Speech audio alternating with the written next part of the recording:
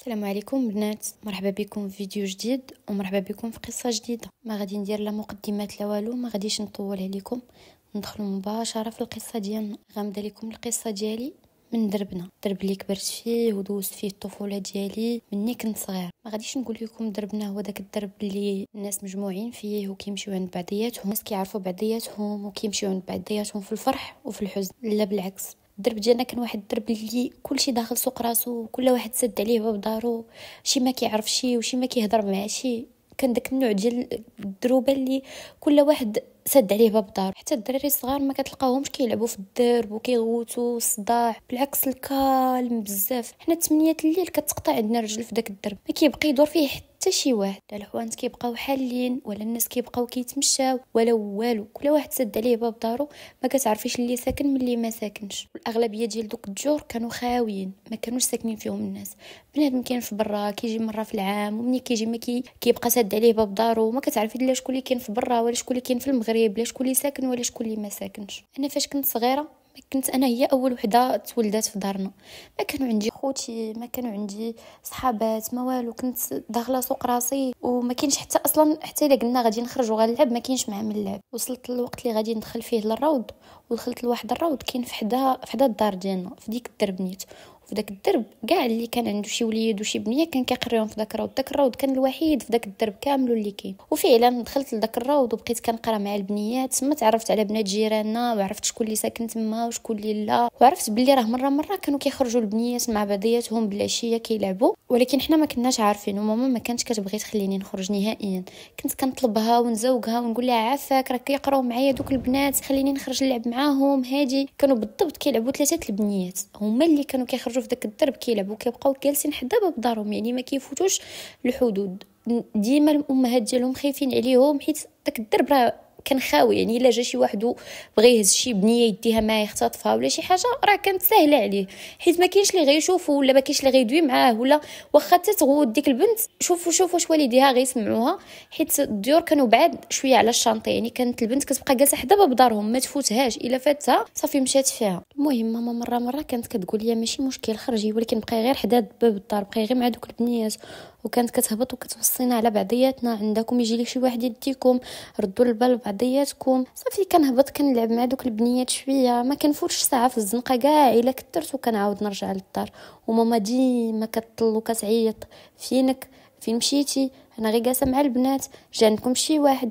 ديما هي خايفه وعندها داك التخوف انه يقدر يجي شي واحد يدينا ولا يقدر يدير لنا شي واحد شي حاجه. المهم داز الوقت وكبرنا ولينا كنقراو في المدرسه، وقريت عاوتاني مع نفس دوك البنات. قرينا الابتدائي تقريبا كله مع بعضياتنا، ولكن انا وواحد البنت بزاف اللي بقينا مقاربين مع بعضياتنا ومقاربين لواحد الدرجه كبيره. دوزت انا وياها الابتدائي كامل كنقراو في نفس القسم، ودوزنا الاعدادي كامل كنقراو في نفس القسم. كنتي لما جيتش معاها في القسم كنبدا نبكي ونقول ماما والو ديني نولي معاها في نفس القسم، والو بغيت نقرا مع ديك البنت، الا ما قريتش معاها غنسطا ولا غطرى ليا شي حاجه. وهي كذلك، كنا كنحماق وكنسطاو على بعضيات. دوزنا كما قلت لكم الاعدادي كامل مع بعضياتنا، طلعنا للثانوي. العام الاول اللي في الثانوي ما نجحتش وما قدرتش نرجع للمدرسه. اصلا انا وياها كنا غير كنجرو في رجلينا في ديك المدرسه، لا انا كنت كنقرا مزيان ولا هي كانت كتقرا مزيان. كنا عاطينا غير الدوران والزناقي ونغيبوا، ما ندخلوش للحصص. احنا غيبنا واحد الساعه فاش طلعنا للاعدادي، احنا غيبنا ساعتين. احنا فين ما كانت عندنا شي فرصه كنا كنخرجوا من المدرسه ونمشيو نبقاو ندوروا. حنا غير ندوروا التنعيه ورجعوا قبل ما تصوني الصونيط ديال المدرسه ورجعوا للدار. هادشي اللي كنا كنعرفوا. المهم في الثانوي كما قلت لكم دوبلت العام الاول، صافي ما بقيتش حملت المدرسه وما بغيتش نرجع ليها. ما رجعتش فعلا وبقيت جالسه في الدار. هي رجعت واحد العام، رجعت العام اللي دوبلت فيها انا وياها. العام اللي دوبلت انا دوبلات حتى هي، رجعت هي المدرسه، عاودت دوبلات ورجعت جلسات في الدار. يعني بجوج خرجنا من نفس النيفو في المدرسه، في الثانويه عفوا خرجنا من نفس النيفو وجلسنا في الدار. فاش جلسنا في الدار بجوج عاد ما زدنا حبينا بعضياتنا وتحبينا وزدنا تعاشرنا. كانت هذيك البنت اللي كتجي تدق في دارنا، والديا كيطلوا كيلوحوا ليها الساروت، كتطلع حتى كتجي تحشى معايا في المنطقه وكتجلس، وكنجلسوا انا وياها شادين الحتيت ونهضروا، مشاركين في المصائب، مشاركين في الفضايح الكحلين. كتعرف عليا كلشي، هي اللي هزه صريرتي، كتعرف على دارنا كلشي، كتعرف مشاكل بابا وماما. الا دابزو تسمع صداعهم، الا دابزت انا وخوتي تسمع صداعنا. انا كذلك، انا بصح ما كنتش كنمشي عندها بزاف، حيت هي كانوا عايشين مع جداهم، يعني كانوا والديها عايشين مع امها، كانت عايشه مع عدوزتها وباها وخوالها وعفوا عمامها والعائله كاملين عايشين في الدار. يعني كنت كنحشم انني نمشي وندخل عليهم للدار، وعماتها ما كانوش شي وحدين اللي متفتحين كيبقاو يخنزروا فيك. عمامها الا تلاقيتي معاهم في الدروج كيبقاو يخنزروا فيك، ماشي الناس اللي كانوا متفتحين ولا عاجبهم الحال ولا فهمتوا. يعني الناس اللي كانوا بصح ما عاجبهمش الحال انهم يكونوا ساكنين معاهم والدار عامره بزاف، فما كنتش كنمشي عندها بزاف. مره في شحال فاش كنت كنمشي نجلس معاها شويه وكنقول لها يلا يلا اختي نمشيو لدارنا نجلسوا فيها احسن لينا من هنا. وحتى هي كانت كتميل انها تجي عندي اكثر من انها تجلس في دارهم، حيت كما قلت لكم دارهم عامره بزاف والشقه وتماره، وعمتها ما كانوش كيخليوها تجلس، ديما كيزيدوها للشقه. واخا ما مسكينه ما كتبغيش، ولكن كيقولوا لها هي جلست في الدار اشنو عندها ما تبقى دير اللي ينفعها. كانت ديما كتهرب لعندي للدار وتجلس عندي وتبقى جالسه معايا، جالسه جالسه جالسه جالسه جالسه حتى الليل وينوض خويا يوقف معاه حدا الباب حتى تدخل لدارهم ويرجع. ديما هي حالتي انا وياها. الخروج كنا ديما خارجين هاربين من الدار، انا كنقول لهم غاديه للجردة نتمشى انا وياها، وحنا لبسنا ومشينا لشي قهوه تلاقينا مع شي دري. ديما هي كتهضر مع الغرق ديال الدراري وانا تنهضر مع الغرق، وتوريني من نوريها ونوريو لبعضياتنا، وتوريني شنو ندير ونوريها شنو ندير، نخبي عليها وتخبي عليا، نخرجوا بجوج نهربوا، ما خلينا مدوس انا وياها. المهم صاحبتي وتاع قلبي هازه صريرتي ومخبيه كاع داكشي اللي في قلبي. غادي يدوزوا الايام وانا وياها عمرنا ما تفارقنا وبقينا مع بعضياتنا واحد المده اللي هي طويله بزاف. واحد النهار غادي يكون عيد ميلاد ديالها، وغادي يكونوا عائلتها، غادي تكون ماماها عارضه على عائلتها جاو كاملين من فرنسا، كانوا عندها جوج خوالاتها في فرنسا، وواحد خالتها كانت ساكنه نيت في نفس المدينه اللي ساكنين فيها وكذا.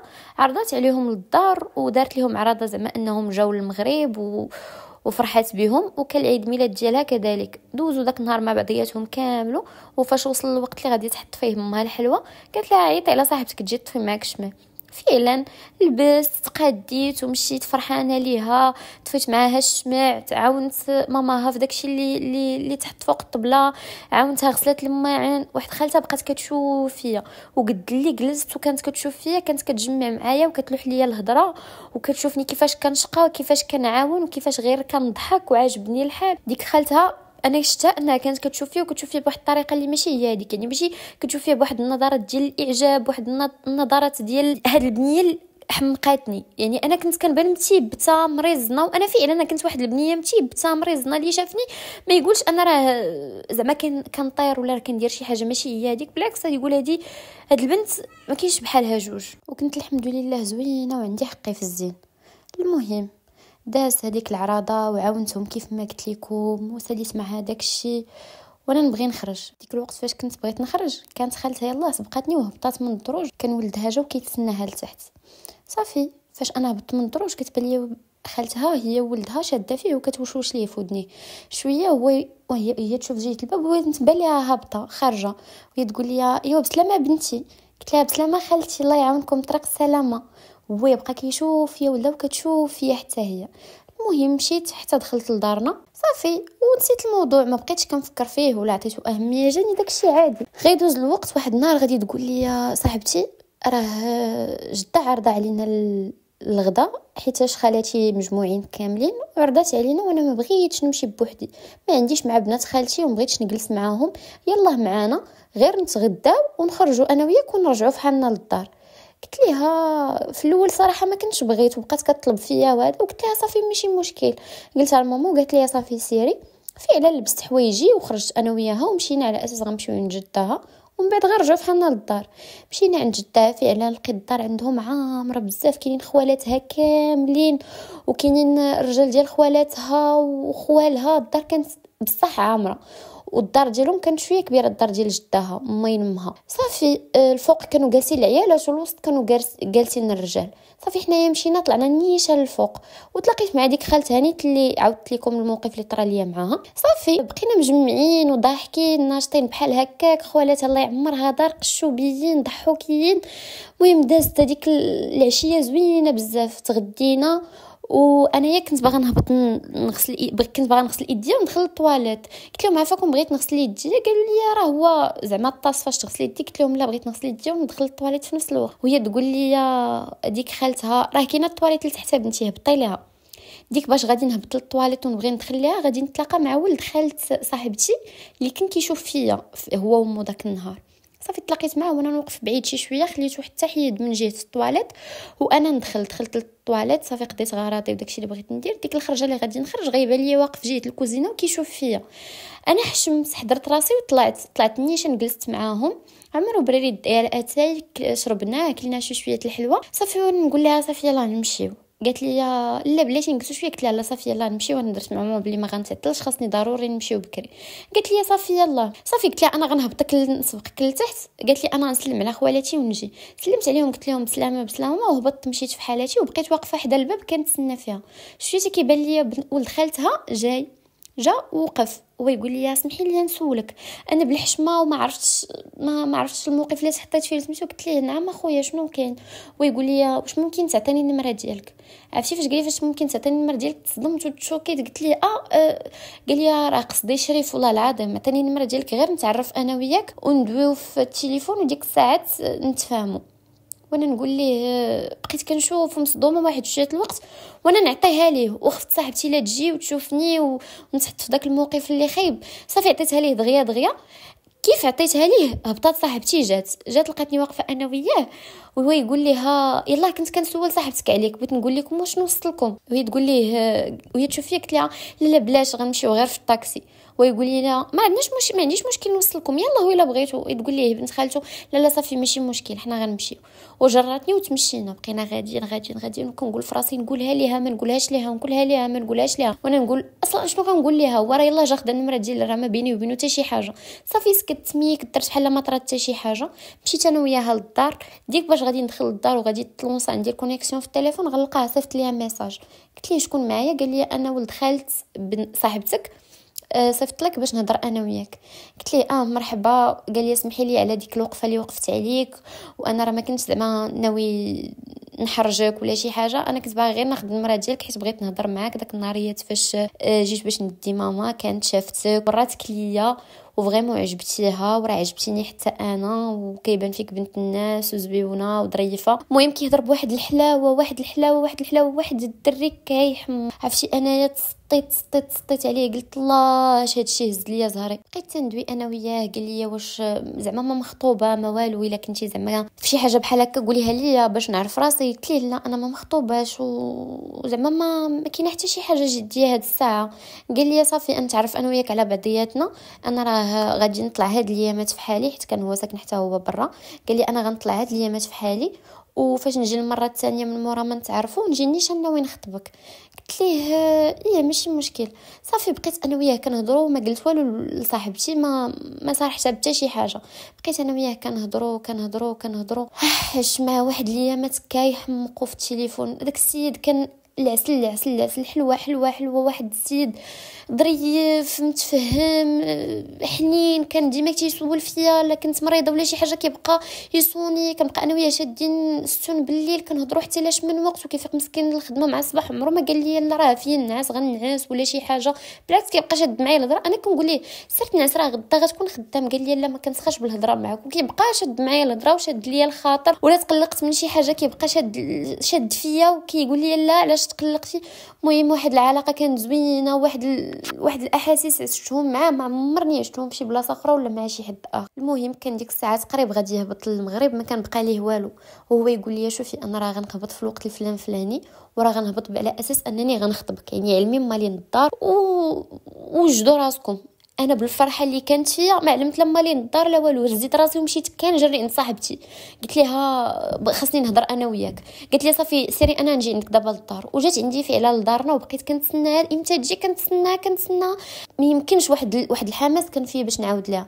فعلا جات لعندي وبديت كنعاود لها ها اشنو طرا وراه بقيت كندوي انا ولد خالتك وراه قال لي غادي يجي يخطبني وكذا. هذيك البنت بحال شديتي القرطاس وضربتيها به تسمرات بلاصه ما بقاتش كتحرك حتى الرموش ديالهم مابقاوش كيرمشوا. قلت لها مالكي؟ قالت لي هادشي كاع ما قلتيه ليا. قلت لها ودي راه ما زعما ما قلتهاش لك، حيت في الاول ما كانت حتى شي حاجه، يلاه زعما تاكدات. وهي تقول لي اصلا ما يصلحش لك هذاك السيد. قلت لها علاش؟ قالت لي داك السيد ما مزيانش وصاف، انا صاحبتك ونعرف مصلحتك.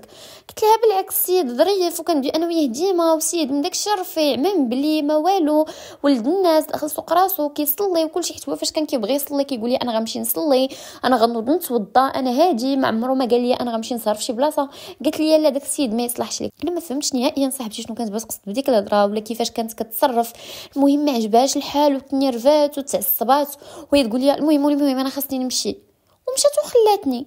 بقيت مصدومه وكنقول زعما شنو هادشي طرا دابا ما فهمتش. المهم درت معاه في التليفون وبقينا كندويو في التليفون، دازت ما كاملاش سيمانه من مورا ما قلت، من مورا ما طرا داكشي، وانا وقلتها لصاحبتي. السيد ما بقاش كيدوي معايا، الهضره ديالو تقالت، ولا كيجاوبني مره في شحال، فاش كنصوني ليه ما كيجاوبنيش، فاش كنصيفط ليه ميساج كيجاوبني معطل، ميساج كيجاوبني عليه ربعه. لا حسيت بداك السيد تبدل ديال بصح. واحد النهار وانا نصارحو، دازت على ديك الفتره اللي غادي، اللي قال لي غندوز للمغرب، دازت عليها تقريبا نص ديال الفتره، وانا نقول ليه واش ما بقيتيش غتهبط للمغرب في الوقت الفلاني؟ قال لي لا راه ما بقيتش غنهبط، عندي ما يدار، خرجت ليا شي خدمه. صافي ما عرفت انه كاينه شي حاجه ماشي هي هذيك. المهم داز الوقت، داز ديك الفتره اللي كان غيهبط فيها المغرب، وفعلا ما هبطش، داز بزاف ديال الوقت وانا نهضر معاه. من مورا ما شفت بزاف ديال التغير، قلت ليه ولد الناس زعما شنو طاري، راه قلتي لي غتجي تخطبني وكنت انا وياك مقررين وعوالين. قال لي شوفي غنجيك من الاخر، ماما ما بقاتش بغات. قلت ليه السبب؟ قال لي سمعت شي هضره ماشي هي هذيك. قلت ليه كيفاش سمعت شي هضره ماشي هي هذيك؟ قال لي اودي راه خالتي عاودت ليها كلشي. قلت ليه شنو عاودت ليها بالضبط؟ قال لي عاودت ليها انك انت وبنت خالتي كنتو كتخرجوا وكنتي كتلاقي مع الرجال، وهي كانت كتنصحك وكتقول لك لا، وانت كنتي يعني قالوا ليه شي حوايج اللي انا ما فياش اصلا. انا وديك البنت بصح كنا كنخرجوا ونتلاقاو مع دراري، ولكن عمرنا ما درنا شي حاجه خايبه. انا ما عمر شي راجل ما قاسني، عمر شي واحد ما قرب ليا، كنا غير كنتفلاو وكنخرجوا كنضحكوا شي شويه وكنرجعوا، وكنت انا وياها ماشي انا بوحدي وهي كتنصحني، لا كنت انا وياها في الحاجه بجوج.